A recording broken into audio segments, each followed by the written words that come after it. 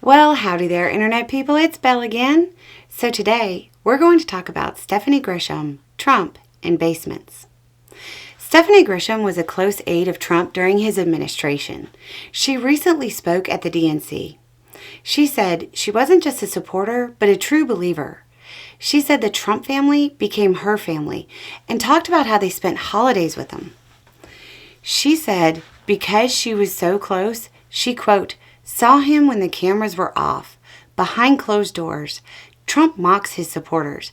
He calls them basement dwellers. Many might find this claim hard to believe, but is it?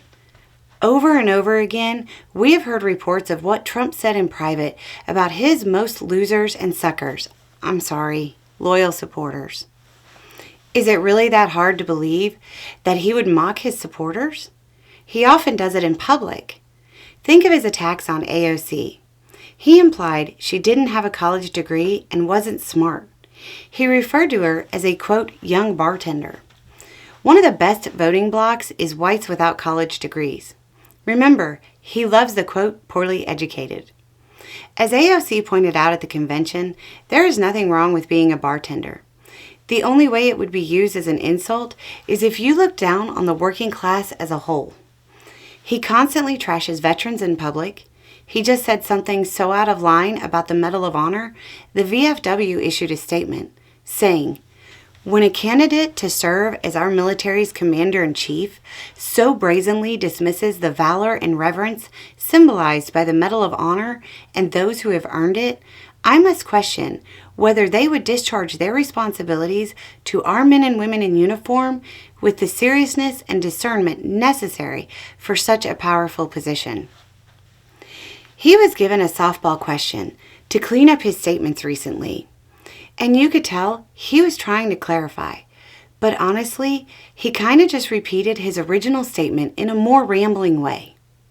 He reportedly didn't understand service members because, quote, there is nothing in it for them. He reportedly didn't want to be seen with military amputees because it doesn't look good for me. He mocked a POW in public. He downplayed American troops wounded because of his recklessness, saying their TBIs were headaches. Did he call his supporters basement dwellers in private? I can't prove that. But he certainly seems to mock his supporters to their faces, and he just counts on their blind loyalty to him over principles or over country to keep those supporters voting for him.